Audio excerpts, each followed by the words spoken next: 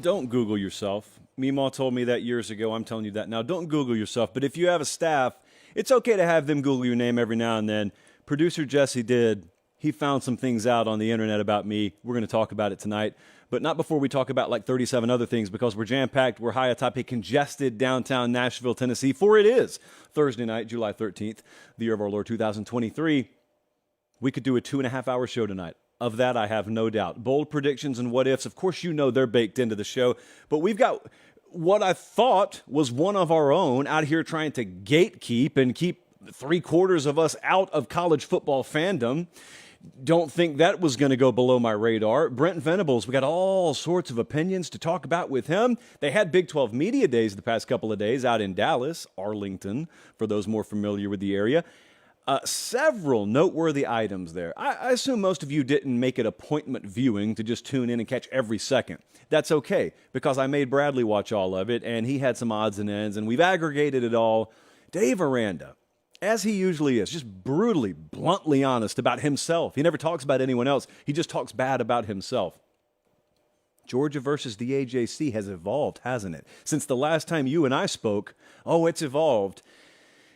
You know what? I'll save that. Some people have accused me of being condescending lately, so I'm not going to do that. I am not going to stretch this arm all the way across this shoulder and pat myself on the back, because that would be condescending, and that's not the kind of show we do here. They're watching us in Oglethorpe, Georgia.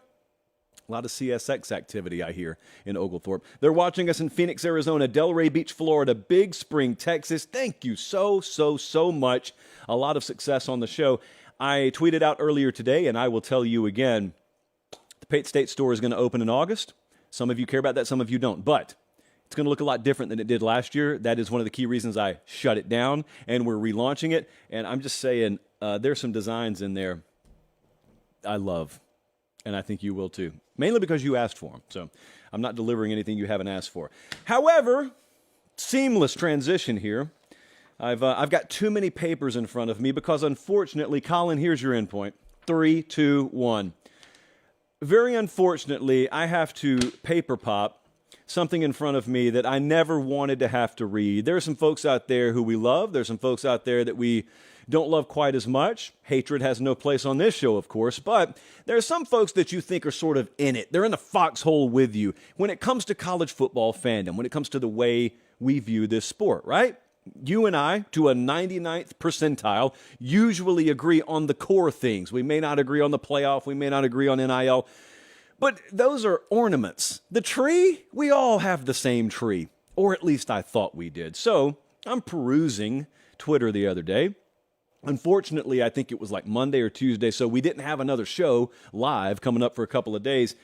But our buddy over there at Barstool, not Brandon Walker, notice I said buddy, our buddy Captain Cons, I've never spoken ill of him. I have never seen reason to take umbrage with him on this show because, 9 times out of 10, the guy's pretty much singing from the same songbook that we do, which makes it all the more disappointing that I hold this piece of paper in my hand, which features an article written by him. And you want to know what the genesis of this is? The genesis is he's talking about the worst fans in college football.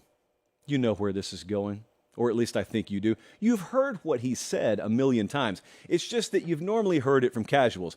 I think it's very important to hit the pause button here, and it's very important to remember the words of Meemaw. Smart people can say casual things. Casual people rarely say smart things. And our buddy, Captain Cons, a casual he is not, but casuality absolutely came out of his mouth. Allow me to start with this. The worst fan base is anyone who roots hard for a college they have zero connection to in any substantial way. This is that old, if you didn't go there, you shouldn't be rooting quite as hard as alumni did because they have a special connection. Of that, I don't disagree. That's an obvious point. If you went to the University of Tennessee, and I grew up over in East Memphis, and I've never even been to Knoxville, but I just buy the T-shirts at my favorite apparel store, yes, you've got a different connection to the University of Tennessee than I do. However, he couldn't stop there, could he? Couldn't stop there. He used words like illegitimate. Gross. Like, how often do we ever even say that word on this show? Much less when it's attributed to fans. So I was just thinking to myself, let's, you know what we need to do? We probably need to call up our buddy the alien. And our buddy the alien comes down here whenever we need him. He is usually an arbiter on situations like these. And he comes down and we say, alien, welcome back. And we say to him, buddy, we got a problem. We have things called colleges, institutions of higher learning, and some of us go and some of us don't. And we got our buddy Captain Cons over here saying that that college football team up there at Louisville, if you didn't go to the University of, you really aren't that legitimate a Louisville fan. And the alien then turns on a Louisville game. Or here's an even better one. If we're going for pure spectacle here, let's take our buddy the alien and say, flip it over to CBS. He flips it over to CBS, and it's Death Valley. It's LSU. It's Saturday night. And those eyes, and I don't know if you've ever seen an alien, but they're already pretty big. Those eyes get even bigger. And it's 101,000, and it's a decibel level that you could not imagine, frankly, unless you've witnessed it. And I've been field level there multiple times. And it's, aside from Mississippi State for different reasons, it's the closest I've ever come to sort of looking around and asking, anyone got earplugs? Oh, it made me feel so soft. But I also wanted to hear the next day. So our buddy the alien, he watches an LSU game, Saturday night, Death Valley. And he's amazed.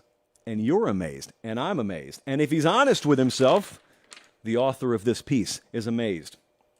It's not 100,001 business majors in there, man. So you either admire the spectacle of the sport or you don't.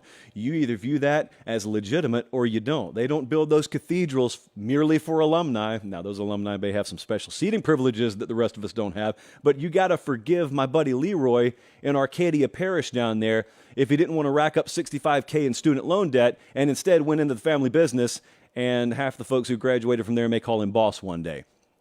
His legitimacy is confirmed as far as I'm concerned, and as far as the powers that be at LSU are concerned. He didn't stop there. Allow me to continue. This kind of gets me more fired up the more I talk about it.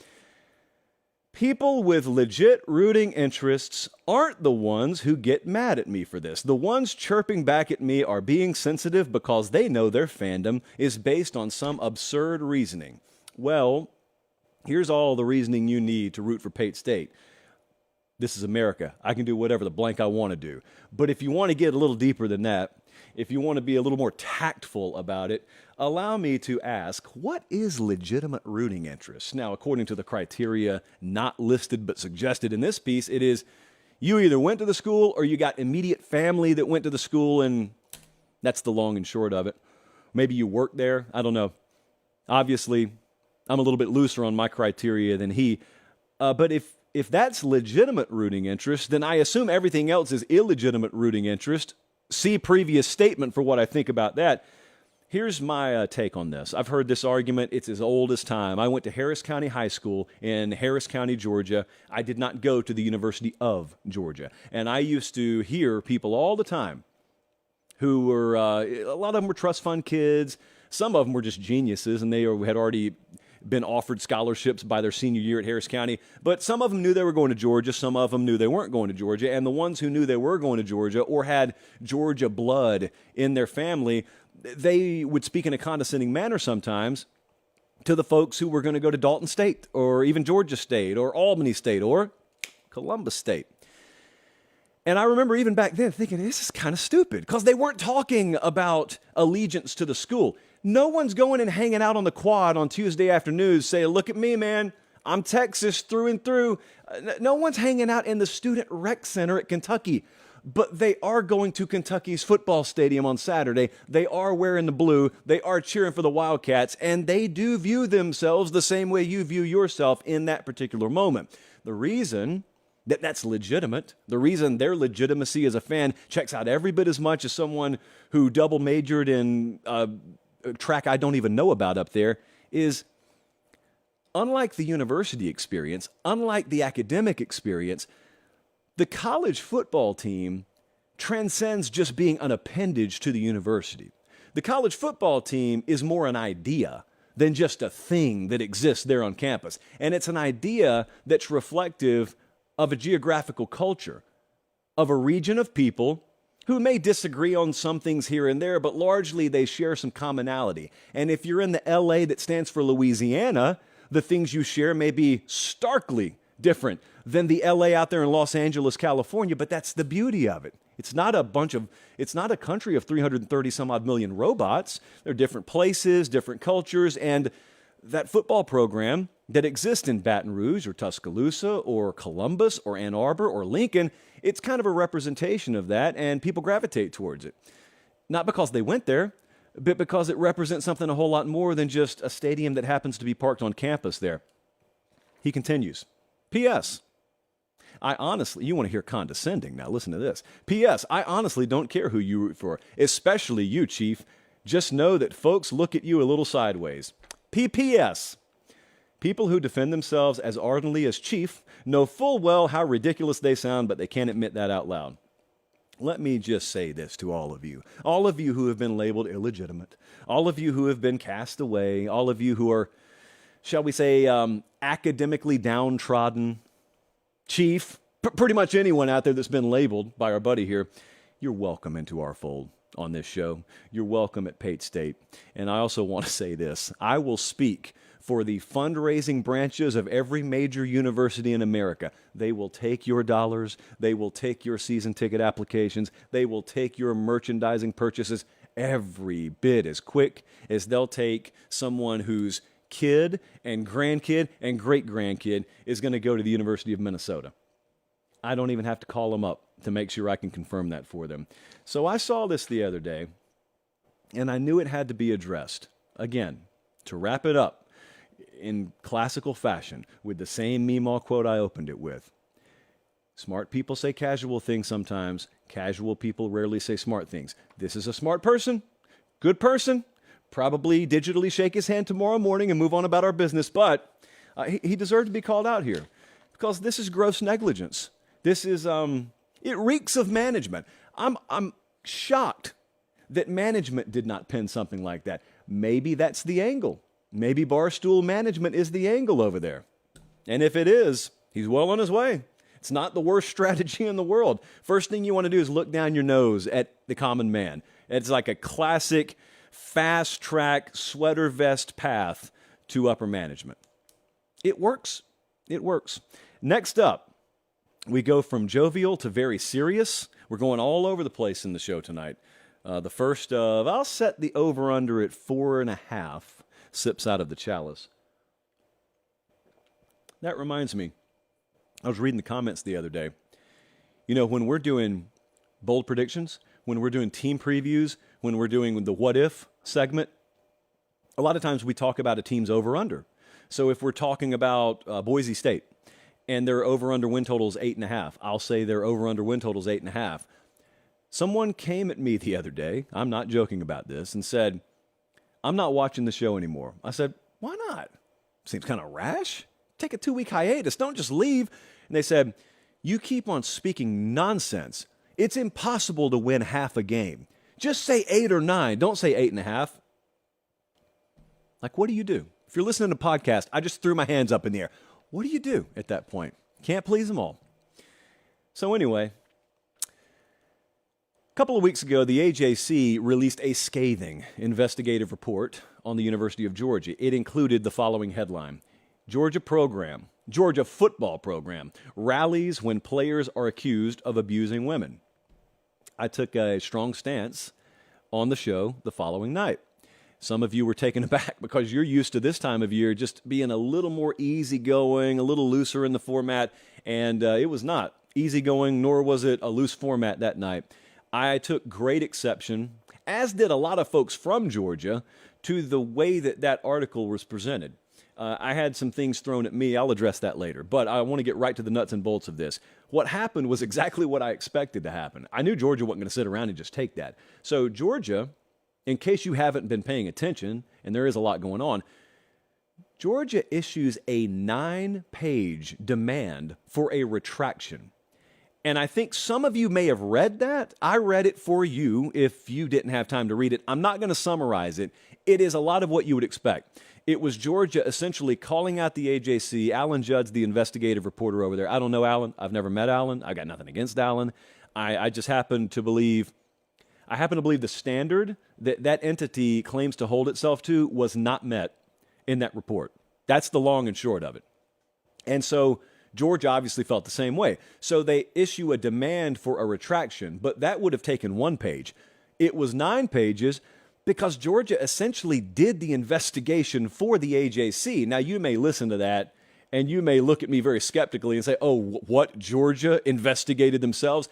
No, that's not what I'm telling you. What I'm telling you is there were more details. Or let me put it to you like this. The Georgia retraction demand letter was more thoroughly vetted and better presented and more detailed than the actual investigative report was.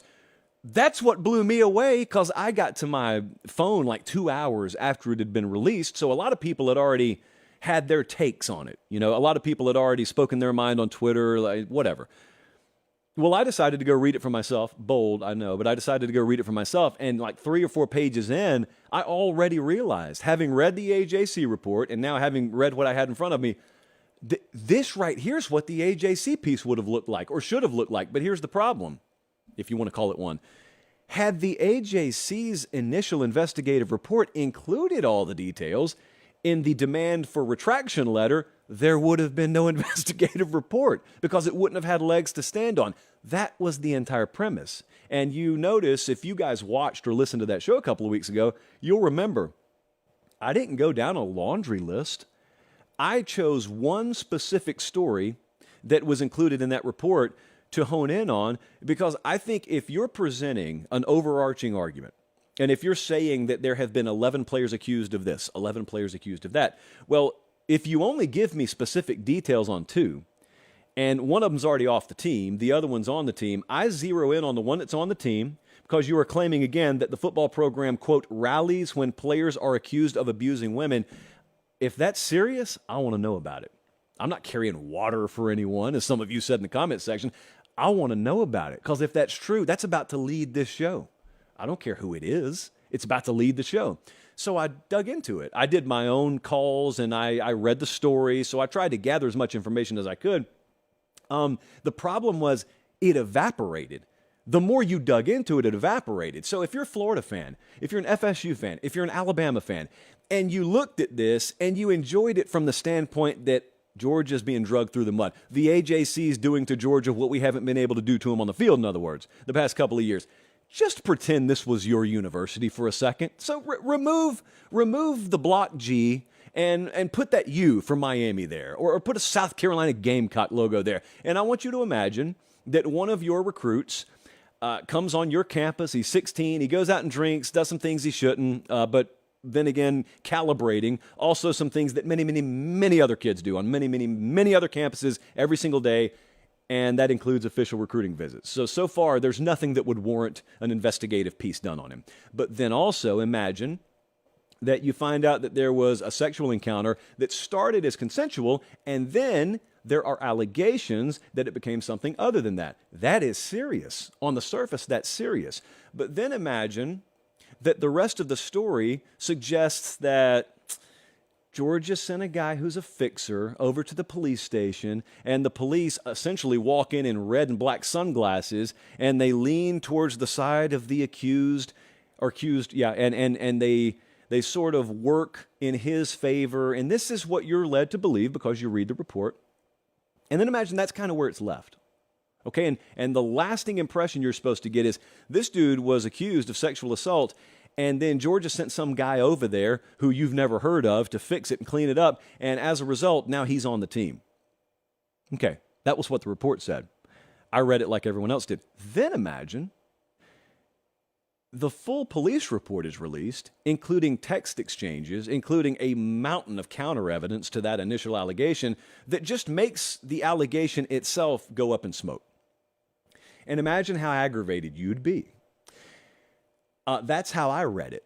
When we got all the information, that's how I read it. So anyway, here's what happened. What happened was people looked at that and they said, all right, well, that's one. Okay, so maybe you disproved one. Maybe it's not that big a deal. There's still 10 more. That's not the way this works. It's not the way any of this works. If you're claiming that there are 11 instances of football players on a team being accused of sexual assault but still being on the team, and you're claiming the football team rallies around those at the expense of the accuser, but you only give me specifics on two, and one of them's been kicked off the team the moment that those allegations were levied against him and is eventually going to go to court, and the other one's over here, and that's the only other one you've given me anything on, and I do cursory amounts of digging, and your story falls apart. What am I supposed to think about the rest? Because I'm certainly not about to think, oh, I'll blindly trust this entity on the other 10 they gave me no details on. So that was my take on it. And then, like I said, some people came at me that were just clearly aggravated that Georgia was not about to be dragged through the mud nearly as much as it appeared. And they said, well, you're just carrying water for Georgia. No. Here's the thing about it. Forget about the jersey for a second. I want you to understand something. There's always this balance. There's this fine line you have to walk where if you've got really, really serious allegations, you can't be flippant about it. So sexual assault obviously fits that description. But then when you find out that maybe the allegation is unsubstantiated, that's one thing. But then if you've got a major media outlet, the biggest one in the state of Georgia, trafficking in that, and it kind of seems more and more like they weaponized what they knew your emotion would be towards the headline to further some cause or some crusade they're on. I don't care which team it is. Could be Arizona State, could be the University of Montana. That's something that I'm going to address on this show, because here's what else I know. Whether it is Arizona State or Montana or the University of Georgia, they can't say everything they want to. That's why that extraordinary measure Georgia went to is so eyebrow-raising. Because I want you to think about also the fact that we've got SEC Media Days literally next week, downtown Nashville. That is the least ideal timing imaginable to have something like this happen. So the folks at Georgia were so taken aback, and they were so against a wall irate at how the AJC presented them, they said, don't even care if Media Days is next week. We're about to publicize this. We're about to put 9 pages in their face, call for a retraction, and then we're going to take Kirby Smart, and we're going to take our legal representation here, and we're going to issue statements, and he'll be asked about it all day, every room he goes into, including the one with us, next week. And they looked at all that and said, it's worth it. You honestly think that would happen? If they were, as the AJC says, rallying around players accused of abusing women? Because here's the other thing. The other thing is they didn't run from the other allegations, because they're not allegations. Like the street racing stuff over there is really serious. And Kirby Smart spoke about it. They didn't run away from that. They didn't deny it at all. In fact, they spoke about it. He spoke as straightforward as he has about it, saying, I'm doing the best I can. We're doing the best we can. We don't know exactly what the answer is. It's not for a lack of trying. I've talked to some folks over there, and they bring every kind of speaker, every kind of insurance adjuster in there, every kind of scare you straight tactic, every kind of run someone till 2 inches from death tactic you can employ. They've done it. It's just not a switch you flip. And you also are outside and maybe have the benefit of saying, oh, just kick everyone off the team. It's not that simple. It's not that simple because it's always case by case. And it also leads me back to thinking about what I would do if I were a head coach. Like, how many folks do you know that get dismissed from a major college football program over speeding tickets? Not the kind of stuff that happened in January. That's not what I'm talking about. That's a different galaxy. But I'm talking about the spotlight that's on that university now because of what happened in January. And so if I'm a Georgia football player and I'm clocked doing 84 and a 65, I'm going to get popped. In the state of Georgia especially, I'm going to get popped. That's going to be front page news. Is the answer really to kick me off the team? Or is the answer to try and employ other tactics as best I can if I'm Kirby Smart and try and address the problem? The point is they didn't run from any of that. There is a big gulf between that stuff and what the AJC chose to accuse them of. And frankly, if you're not guilty of it, come out swinging. That's exactly what they did. So I don't think you've seen nearly the end of that. And I think it'll be a central focus, as off-the-field matters usually are, at Media Days next week. And so everyone else will talk about it, so maybe we won't have to talk about it. I got a special helmet for you.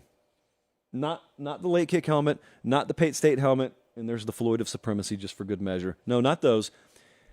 I got to talk to you about something our buddies at Academy emailed me about today.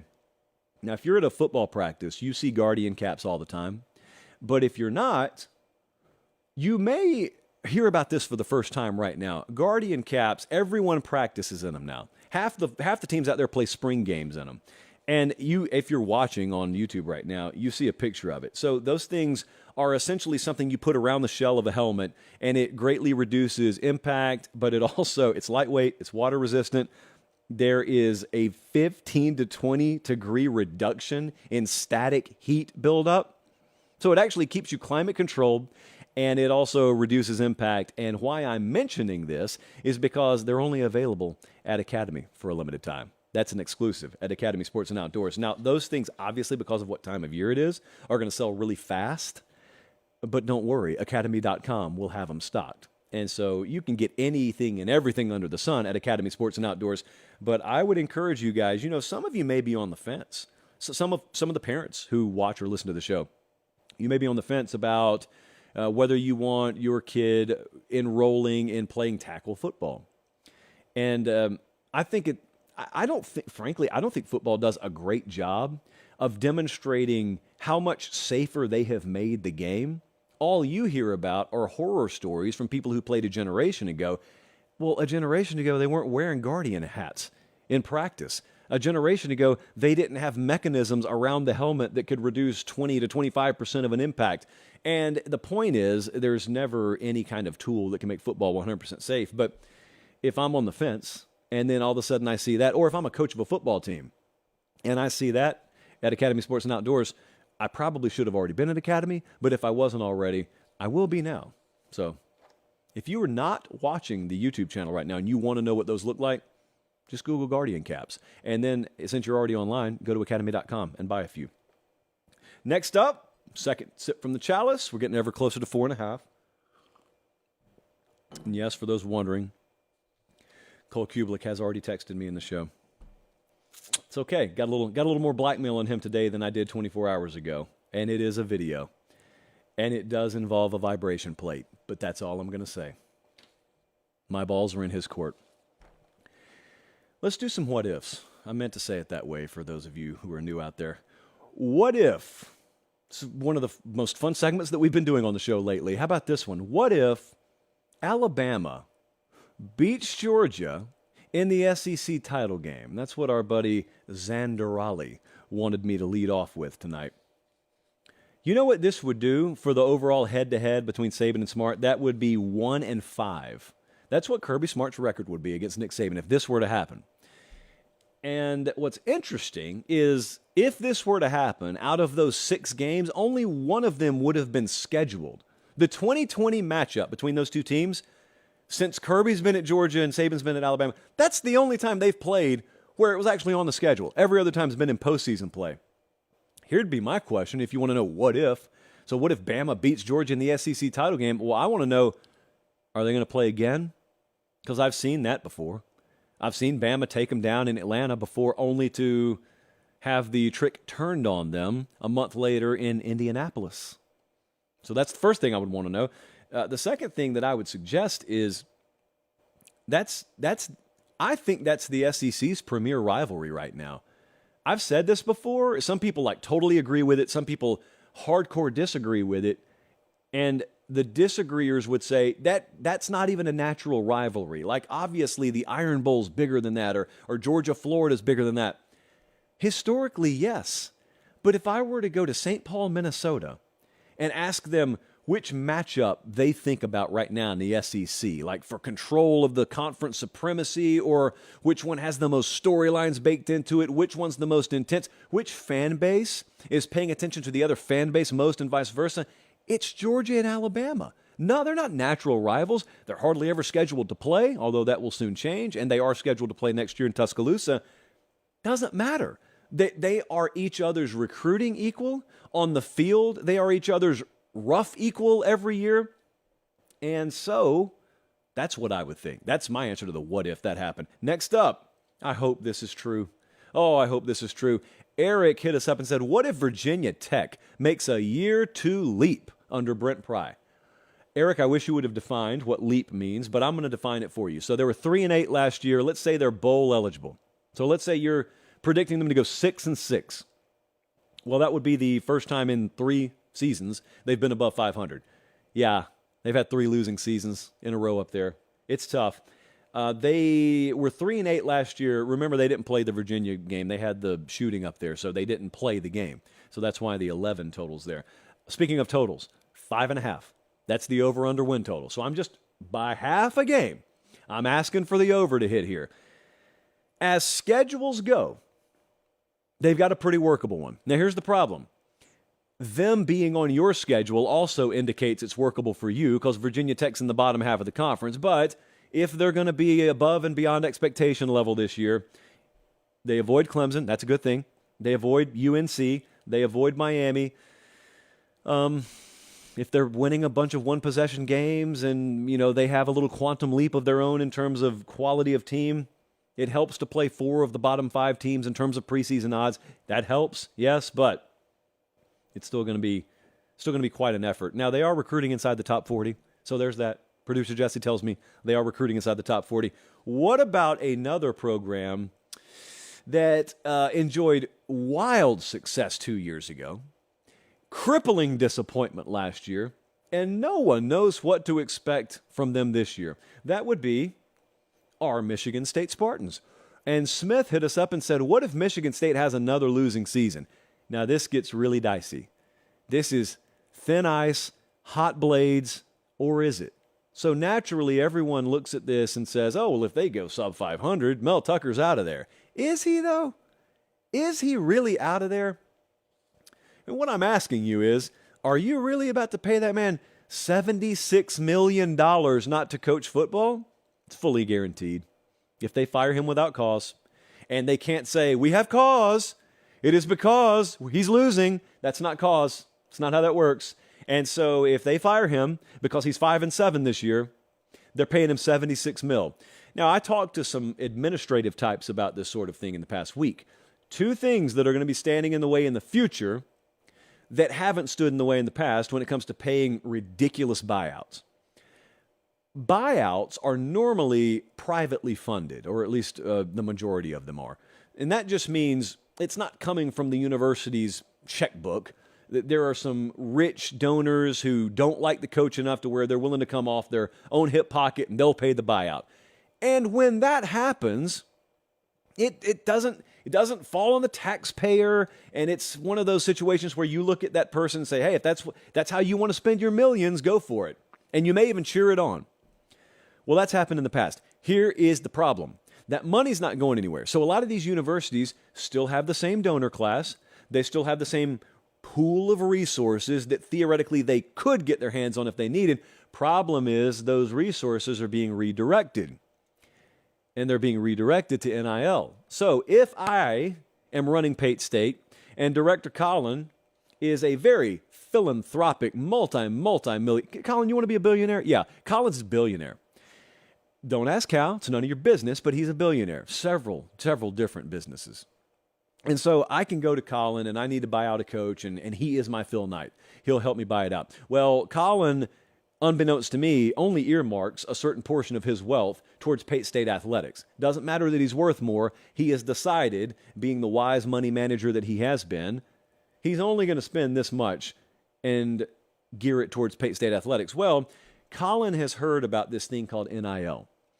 And Colin has decided, I'm taking this money and I want it to be put into acquiring athletes. I'm tired of paying coaches not to coach. I want to go get the proper athletes so they win so we don't have to fire them. So I have that in the back of my mind as an AD and a university president. I can no longer go to Colin. If I want to fire Mel Tucker and I got to pay him $76 million, Colin's not just there for me to blindly write a check as he has been in the past. And here is the other problem, and it's more perceptional in nature. There's this fight going on behind the scenes in college athletics right now where a lot of people do not want to grant employment status to football players. And there are many reasons why they don't want to do that. Here is the problem. A lot of that battle is going to end up being fought in the court of public opinion. And I want you to just picture with me for a second what it does to public opinion when you tell football players, we can't afford to pay you. We can't afford, forget about whether we want to, we can't afford to do that. But we're going to pay this guy $76 million not to coach. you can have all sorts of rebuttals. You can come back at them and say, yeah, but that's private money. The money you would get paid would come from totally different places. They've already tuned you out. It is not about facts. It's about screenshots. It's about headlines. It's about snippets. And it's about perception. And the perception would be absolutely not. If you can afford to pay astronomical buyouts, you can afford to pay us employment-wise. That's how that would go. I'm telling you that's how that would go. And that's how a lot of the administrative types in college football know that would go. And so for that reason, I don't think Mel Tucker would be fired if he went sub 500 again. I think they would have to bite the bullet, and they would probably demand staff changes again. They just had some. They would probably demand a lot of reshuffling on the deck, but that ship's not going down. At least not this year, I don't think. Lastly, this one would be interesting too. We have a little situation in college football right now where we may be contracting into sort of a power two model, but a lot of us don't want to see that happen. So Grant asked, what if the ACC and the Pac-12 get left out of the college football playoff this year? Well, Grant, this would not be good for those of us who want to see the figurative wealth spread around the sport a little bit more, and that just means success in more corners of the country, which brings bigger paydays, which gets reinvested, which hopefully leads to, you understand how that works. This would not be good. This would be the antithesis of that. If the ACC is out, that would be the third straight miss for the conference. If the Pac-12 is out, that would be the seventh straight miss for the conference. And forget about what that does on the surface. And forget about how much that potentially allows the SEC and the Big Ten to load up multiple teams, depending on what the Big 12 did, and Notre Dame, and the G5. Aside from all that, what happened to Clemson in this scenario? What happened to FSU? USC, what happened? The rest of the Pac-12, I just assume you cannibalized yourself. Is that what happened? And there's a lot of what here. I want to know the why. Like, how did that happen? Wouldn't be a good time. For those of you who do not like the consolidation of playoff spots for a few conferences, it would not be a good late December and January for you there. So if you love the sport, I would root against that. Next up, so many different places to go. And irresponsibly, I have sort of drug my feet a little bit so far throughout the show. So I'm gonna pick up tempo a little bit here. Third sip from the chalice, notwithstanding, I'm gonna pick up tempo. And I'm not sure why, because we could stay here all night if we want to. But Jesse's got a bedtime, and even I respect that. The other night we did the whole SEC balance of power thing, and it was a wild hit. Shockingly, not everyone agreed, but it was a wild hit. So here's what I want to talk to you about tonight. The Big Ten balance of power. How does this shake out? Unlike some divisions in the SEC, it's not so cut and dry at the top. It used to be Ohio State, then how far behind is everyone else? Well, that has changed, friends. I know we'll have a lot of spirited debate about what I'm about to say in the comment section, but I have Michigan as the number one program in the Big Ten right now. However, the way I would classify it is basically a 1A and a 1B. Now, you know, we define program as like a rolling 3-year snapshot of multiple things, but when you play each other every year, yeah, head-to-head matters a whole heck of a lot, especially when the margin has been double digits both times. And we get to see it again this year. And it'll be fun again this year. But in the meantime, what I want to tell you is I'm not normally a person who has knee-jerk reactions to the outcomes of one game, but the status of the program, Michigan, and the program, Ohio State, in the Big Ten right now is such that it's either or 52-48, 53-47. You could see wild fluctuation year to year if they were to just go back and forth the next 5 years, trading wins. I would probably go back and forth who's 1A, who's 1B, because that's kind of how close I think they are in terms of comparability of program right now. But what if I didn't show you recruiting? So right now, I think anyone who would argue Ohio State, they would argue longevity, and it doesn't matter that I specified. No, I'm zooming in last 3 years. That's why I would say Michigan may be a little bit ahead of you as a program. I don't care what you did the previous 17 years, because I'm not talking about your trophy case. I'm just talking about right here and now. That notwithstanding, if you still argued Ohio State, there's plenty of argument for it. I think a lot of it would come down to talent acquisition, overall construction of roster, and supremacy of overall talent on that roster. That means something. Ultimately, who has the bigger number on the scoreboard is what matters. But if you're arguing health of program, I get where you're going with that. Here's what I would say about that. I would say ignore recruiting for just a second for me and just watch the teams play the last 2 years. And then I want you to tell me, what do you see from each of them? And I'm talking about them playing each other. What do you see from each of them? Because recruiting does matter, and I factor it in on this. And overall talent roster and roster talent level, it does matter. All that matters to me. Process matters. Development matters. Mindset matters. Identity matters. Michigan's just checking all those boxes right now. Maybe it changes this year. If it does, I'll be happy to revisit this. But that's why I put Michigan 1A, Ohio State 1B, fractions of a difference right now. That's why when they take the field this fall, if they were to do it right now, I mean, Vegas has a number on that game, and it's pretty much even, maybe favored one way here or there, and that line will move throughout the season. The odds to win the Big Ten, it's basically just pick whoever wins the Ohio State-Michigan game. And that's why it must be so fun down in Tier 2, because there is no depth in Tier 2 of the Big Ten. It's just Penn State. That's it. And Penn State gets to listen to things like what I just said come out of everyone's mouth. Big Ten Media Days in 2 weeks. I'll be up there. A lot of us will be up there. And that's exactly what they'll talk about. And James Franklin and Penn State will roll in. And they'll do their thing, and they'll get out of there.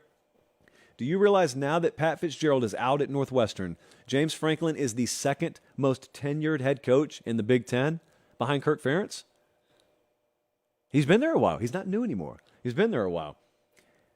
We did our show up there a couple of months ago and had fun up there. May go up there again this fall before the season kicks off. We'll see if schedules can work out. But I told you then, and I'll tell you now, there's no doubt the direction, there's no doubt the vision, there's no doubt about the intensity when you step on campus. A lot of programs are like that. I'm not saying Penn State has the market cornered on that.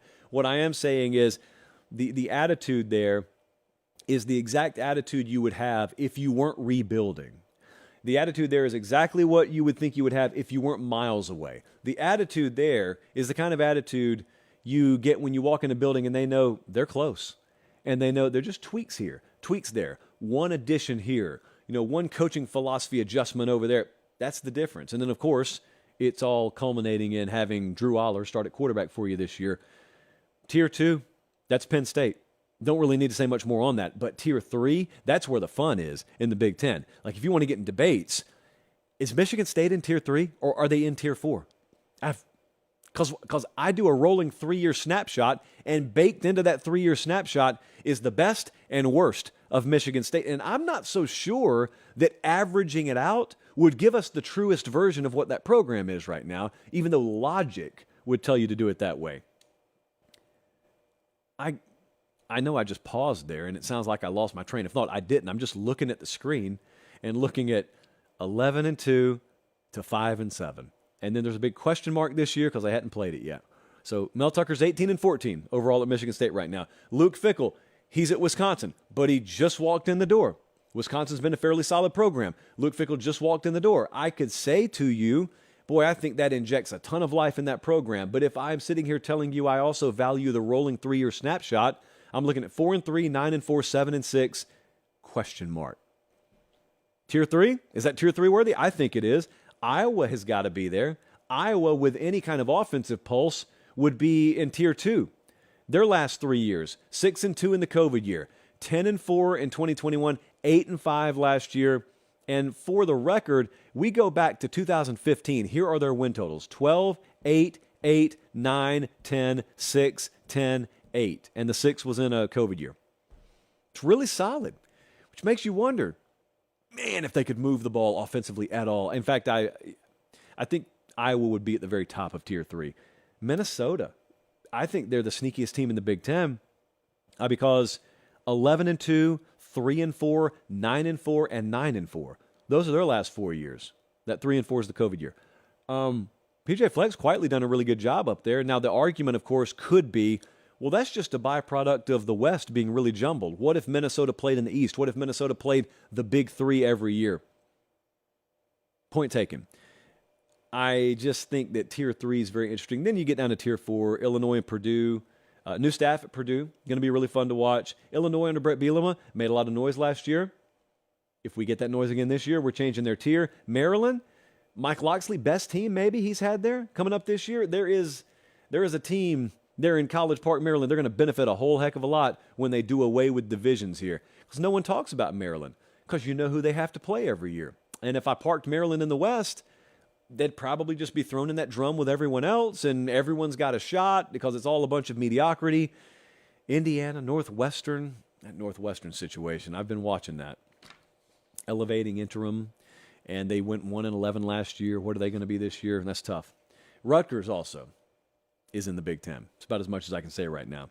We did a little opinion gauging today. That's a change of segment, Colin. Sorry about that. It was a little hasty. Fourth sip. We did a little opinion gauging today. I asked you, here's what I would love to ask you. I would love to ask you, can you see how much this mic keeps shaking? Because I really think the building shifted today. Because if I just let go of the table, you see me rolling backwards? So I keep having to roll forwards, and it shakes the mic. Looks like the Northridge quake out here. As Pac-12 Pate, I'm familiar with my West Coast California earthquake history. So don't be freaked out. No seismic activity here today. It's just uneven flooring in this place, I think. So I asked you guys today, what is your opinion of Brent Venables, head coach at Oklahoma? We got more responses on this, I kid you not, than any other head coach I've asked you about. And I was a little surprised. Maybe it's because they were at Big 12 Media Days today. Maybe it's because you guys had a whole lot to say about Brent Venables. I think back to last year, and I think back to him taking that job, and it was the stunner of all stunners that Lincoln Riley left there. So Brent Venables comes in. I do not think the average person has appreciation for what a new head coach faces today in college football. It's always been hard to be a new head coach. I think it's never been more difficult to be a new head coach. You've always had to deal with learning how to manage people. You've always had to deal with implementing not only your preferred schemes, but your philosophy. You're taking your thumb and you're just pressing it against an organization of hundreds of people. And hopefully when you pull that thumb away, whichever print you just put on that program leads to success. That's nerve-wracking, especially if you've never led an organization before. You've always had that stuff. You've always had, can you adjust personally? How does your family deal with being in the spotlight? And I know some people dismiss that stuff. That's real. That's real stuff. But everyone's always dealt with that. Imagine being a new head coach at a major program that's not used to losing at all. There is no rebuild year at Oklahoma. At least in most of our lifetimes, there hasn't been. And you're being thrown right into the middle of an era where NIL is now a thing.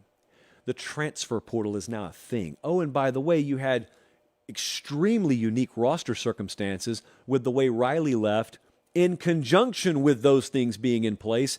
And it was like being dropped in the middle of a hurricane. And I don't think odds makers did him any favors last year when Oklahoma, odds-wise, was right up there near the top of the board. And as it turns out, it was always foolish. They whiffed on that one. A lot of us did. I'm not blaming Vegas. I mean, it's not like I picked Oklahoma to go 6-7 last year. But was last year really as it appears? And that's what a lot of you were asking. That was a lot of the opinion that you were giving me. Because a lot of you were talking about how, man, I believed in him, but last year really shook my confidence. Well, Brent Venables was at Big 12 Media Days today, and he was talking about how dire the situation was from a roster standpoint last year. And also, a lot of us have talked about that. We've looked at that on this show. I just don't think it was appreciated at the time. But let's go down that road a little bit. So, in retrospect, you look at it, and he had to pretty much tear it down to the studs and start to rebuild, which is rare at a program like Oklahoma. Unless there are NCAA sanctions involved, that's pretty rare. That's outside the norm. Is that really what happened? If that's really what happened, theoretically, or figuratively, if they really did tear it down and start from as close to scratch as you could start at Oklahoma, everything else is explainable. If that's really what they did.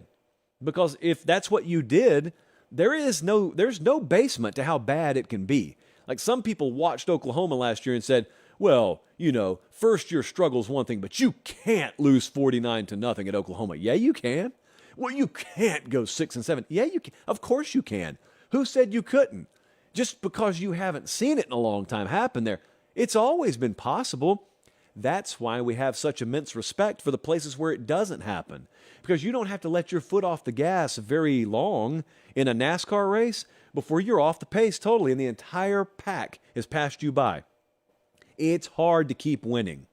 It's really hard to do it.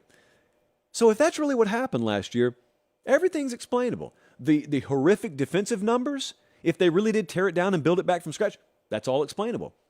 As long as that's what's happened. And internally, a lot of that you can't know. You can know what you watch on the field on Saturday. You can read practice reports.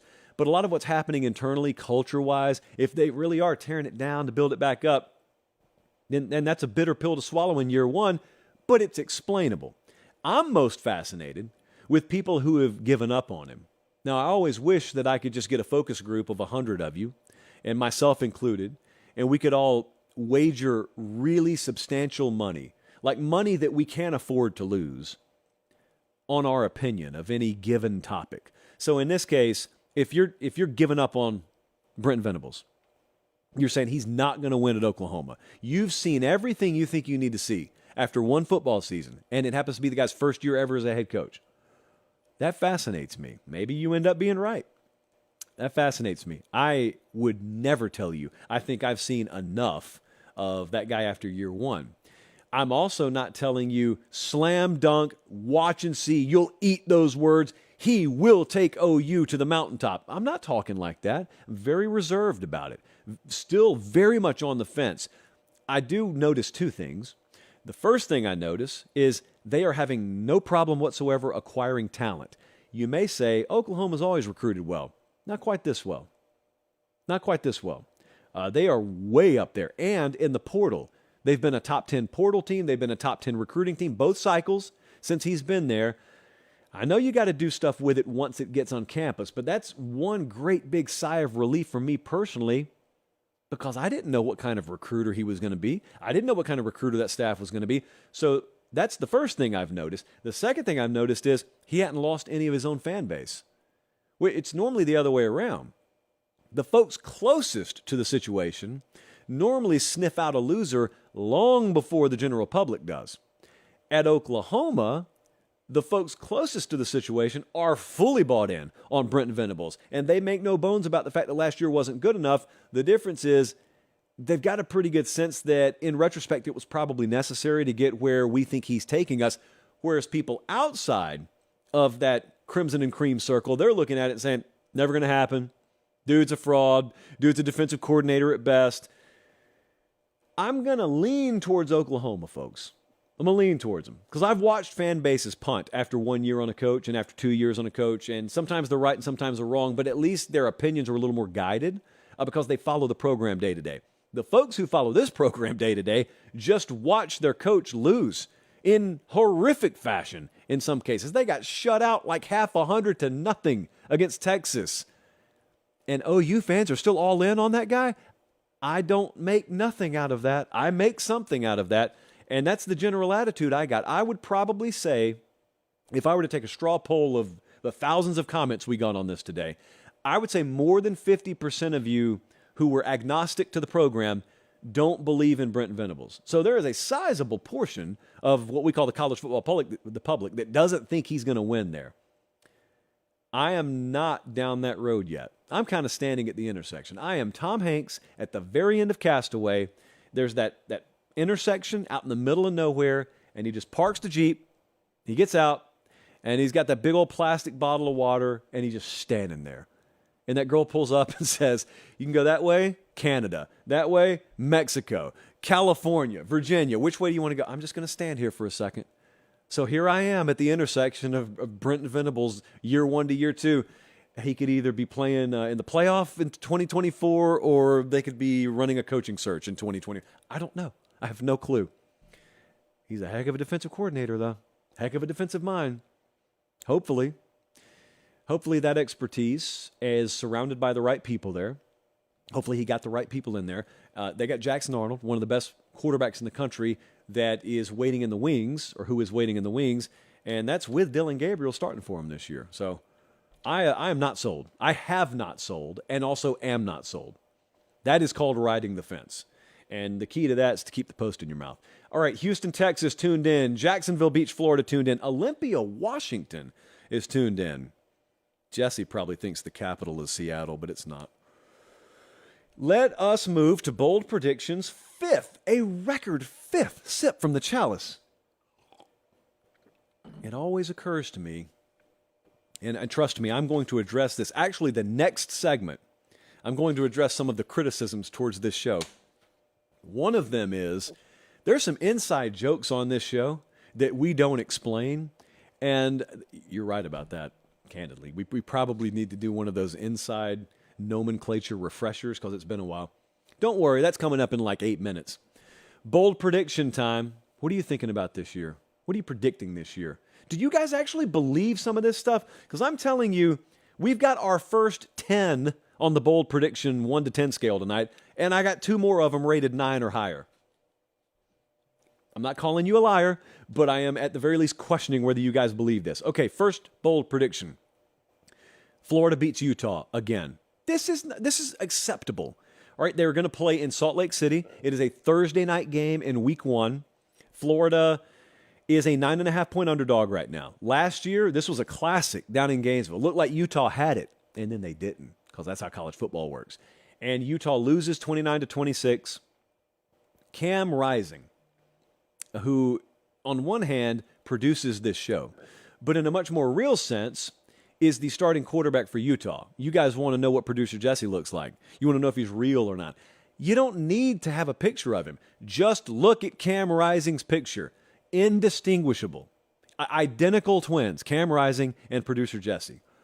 So Cam Rising, health-wise, is he going to be good to go in week 1? Because that'll go a long way in deciding this one. And then Graham Mertz, we don't think there's any injury concern with him. I just have no clue what caliber quarterback he's going to be. What should I expect? I expect Florida to have a really, really good ground game, and they need it. Because if they're going to duplicate last year's result, if they're pulling the upset here, it sure would help to have 283 on the ground. A lot of that was Anthony Richardson last year.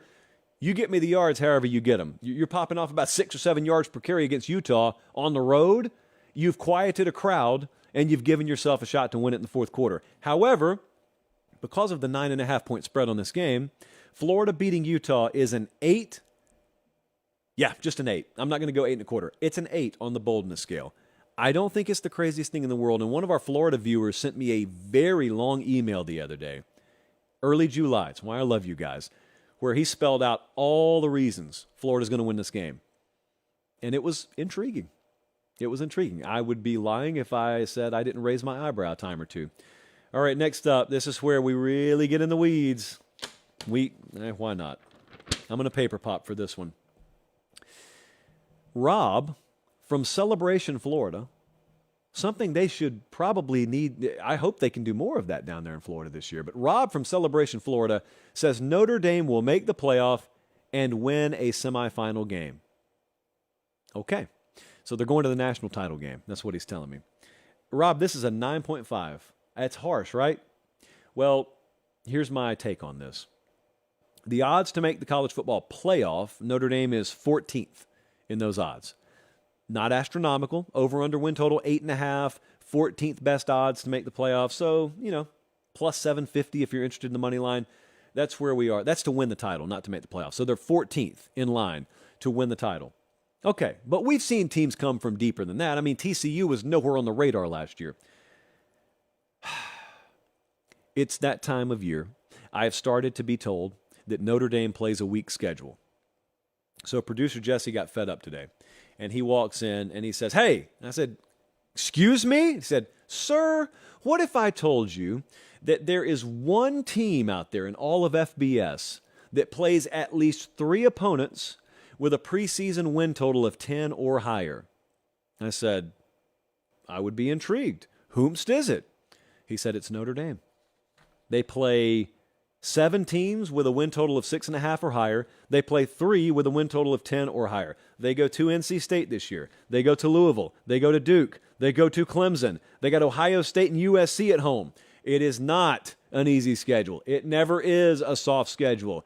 Here's what you guys are looking for. What you're looking for is Notre Dame doesn't play the literal toughest schedule in the country. They play a pretty difficult to moderately difficult schedule. That would be fine. There's this 1 to 10 knob, and some of you need to learn to turn it to 6. It doesn't always have to be 0 or 10. Sometimes Notre Dame plays a pretty tough schedule. Instead, if it's not the hardest one in the country, cream puffs. It'd be better. Let's just all be better. I'm going to make this one a 9.5. Making it versus winning it, two different things. Now, Rob just predicted they're going to make the title game, but I still make that a 9.5. Notre Dame in the national championship game. Say it out loud wherever you are, including Irish fans. How bold do you think that is? I think it's a 9.5. Next up, this one is from Andre in Grove City, Ohio. He said the Big 12 championship game will not be a rematch from the regular season. Well, that requires some Pate State mathematics. So this used to be nearly impossible. They just expanded the conference like 5 minutes ago. So it used to be you played 9 conference games in a league with 10 or whatever it was. So you only missed one team every year, I think it was, for a little while. Well, now they play 9 conference games, and they've got 14 teams out there, so there are 13 of them you could possibly play. So you miss 4 of them every year. So we do have some windows here. Now, who's the most likely to make the conference championship game? We can only go off odds. And Oklahoma, it should be noted, they don't play Kansas State in the regular season, so that's one. OU, Kansas State would work here. They don't play Texas Tech. They don't play Baylor. Oklahoma State, they miss Texas, Texas Tech, TCU, and Baylor. And Texas, well, Texas plays like all the top teams. So you're probably, if you want this to happen, if you want for there to be a unique matchup that's not a rematch in the conference title game, chances are someone's going to have to come out of the state of Oklahoma. I am going to make this a 9 on the boldness scale, only because Oklahoma and Kansas State are number 2 and number 3 in the preseason odds. Oklahoma and Texas Tech are number 2 and number 4 in the preseason odds. Oklahoma and Baylor are 2 and 6 in the preseason odds. These are feasible. It's just really hard to pick a specific matchup. It's hard to nail that, especially when we have so many potential rematches happening. Lastly, this is what we call a classic direct column producer Jesse special in the business. Russell said Tennessee versus Penn State for the national championship. It's that time, friends. We have not had one all year, but Russell, you found a way. This is a 10 on the boldness scale. Penn State versus Tennessee in the national championship game is a 10 on the boldness scale. Neither one of them have ever made the playoff. Neither one of them are inside the top 9 in the preseason odds. And so not only are we asking to overcome those hurdles, we're asking for things to shake out where they play each other for the title so they don't face each other in the semifinal. They've both got to make it. They've both got to win semifinal games in a playoff neither has ever even been to. There is no skill in predicting this, obviously. Also, if you pick some of the big boys, if you pick Georgia versus Ohio State for the national title game, I'd still make it like a 7.75 on the boldness scale just because it's that statistically unlikely you're going to pick the exact matchup. But when it's Tennessee, all due respect, versus Penn State, all due respect, nah, that's a 10. That's our first 10. I don't know if congratulations are in order, but Russell, paper pop and everything in between, that's a 10. Now, that doesn't mean it's not going to happen. It just means if it does, I probably send you a chalice of supremacy or probably something from the Pate State store, because if I say that your prediction is a 10 and your prediction pans out, that makes me pretty much a liar, or as close to it as we'll ever get to accusing ourselves of being a liar on this show. Now, I would not accuse myself of that, but boy, some of you would. Do me a favor before I enter into a JP bash fest here for a couple of minutes. If you're watching live, we have 420 likes on this thing, and we have like 5 times that many people watching live. Just click the thumbs up button. Producer Jesse tells me that's harder to do if you're watching on TV. Just find a way. Life finds a way. Why can't you find a way to like the video? It helps us greatly. Helps us. So They say that you should never meet your heroes in person. They say that you should never wear white after Labor Day. Certainly a rule that doesn't fly on this show. They also say you should never Google your name. And that's usually for good reason. Well, here's the problem. Producer Jesse did it anyway. And producer Jesse alerted me the other day to, Colin, I actually don't like that at all. Here's your endpoint. Producer Jesse alerted me the other day that there was a very, very lengthy thread over on the Reddit college football page where people were comparing us versus Joel Klatt. I love Klatt's show. So my recommendation to you, if you're trying to choose either or, is listen to both, because it's an on-demand world now, and so you get to listen at your convenience. I really actually don't get that part of the debate. However, we went through this thing, which I normally don't do, and I got some pretty good feedback from you guys. Now, some of you were mean, and some of you went to personal attacks, but that's okay. It is the internet, after all. However, some of you had some constructive feedback, and I wanted you to know I read it, and I wanted you to know when you said things like you think the show's been too repetitive with specific themes over the past couple of months, I agree with you. Unbeknownst to you, that was already written in my own grades for myself and was something that we were already aiming to address.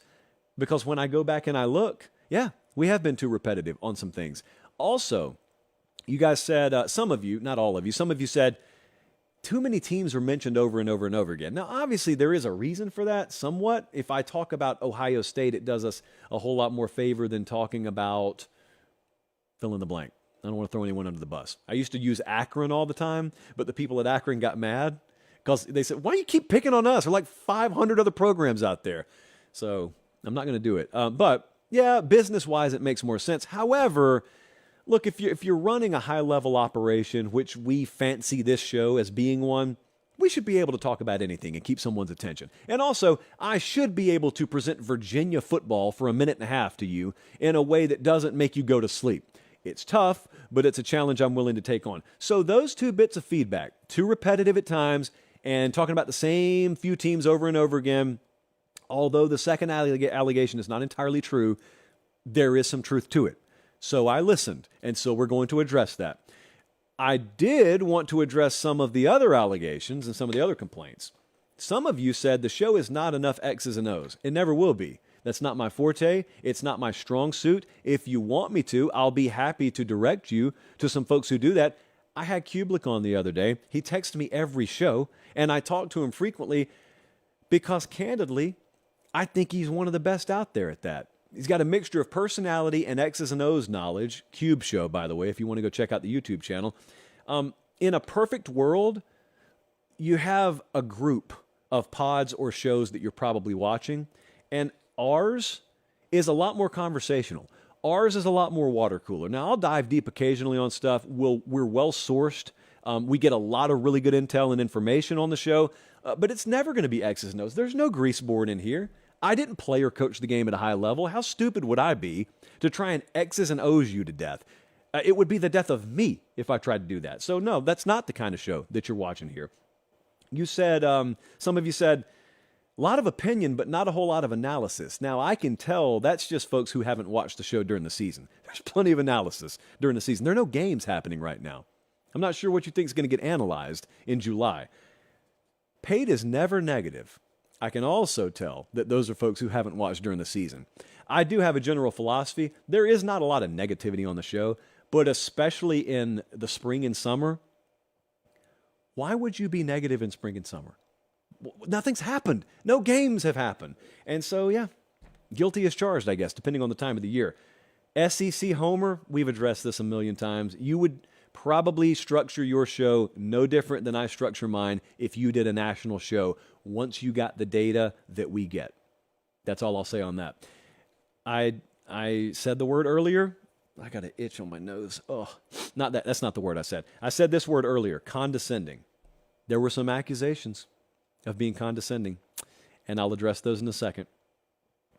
I did get a laugh out of this. Someone said, I choose Pate, and it's not close. And then one of our viewers came in the comment section and said, you know he doesn't like that, right? Beautiful. Laughed until I cried when I read that. Okay, so for the folks who use condescending, or for those of you who just complained about some of the other ins and outs and inside nomenclature of the show, here's the balance I try and strike. So this show's blown up, really, really big. We got bonkers numbers, and there's a really, really communal feel to it. And I know that. We build it that way intentionally. As you start to build a product, as you start to build a show that's got a really, really community-based feel to it, the risk you run is the further you get into that and the bigger that the community becomes, you never take time to introduce new people to the community. Because it's so big at that point, you don't have time to do that every show. And so the bigger the community gets, the more layered it becomes, and the more inside references there are, and the more unique layering there is, and the more unique culture there is even within that show. And it looks weird. It looks strange to an outsider because they haven't been baked into it yet. So I think this is a valid criticism, too, that we'll try and do a better job of.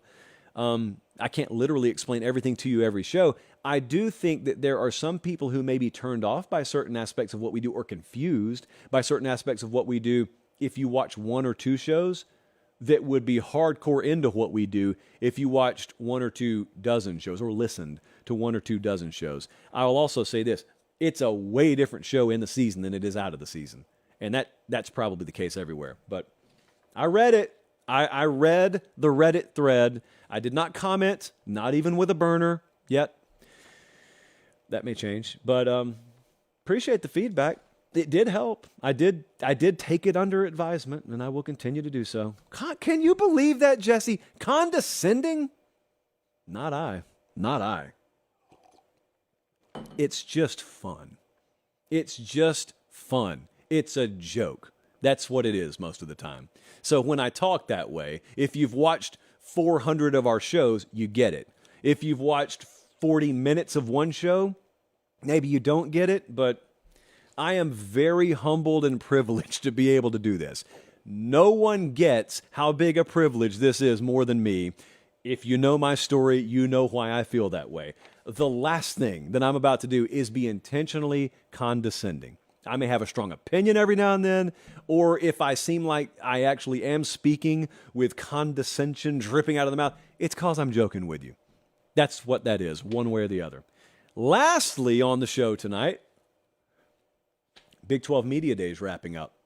And I was checking out some of the coverage, and Uncle Dennis is out there, Dennis Dodd, who will also we'll welcome him to Nashville next week for SEC Media Days.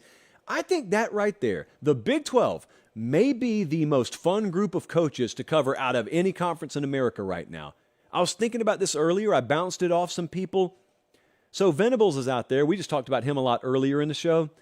And you got that whole orbit of conversation around Brent Venables. Sark is out there. And any head coach at Texas always generates a lot of conversation. But think about like Joey McGuire from Texas Tech. People find out he's already officiated 2 weddings. He's got a 3rd coming up next spring. The dude is like a very, very hyper high school football coach, because that's what he was. And all of a sudden, he's running a major college football program, but with that same high school kind of energy, and everyone loves him.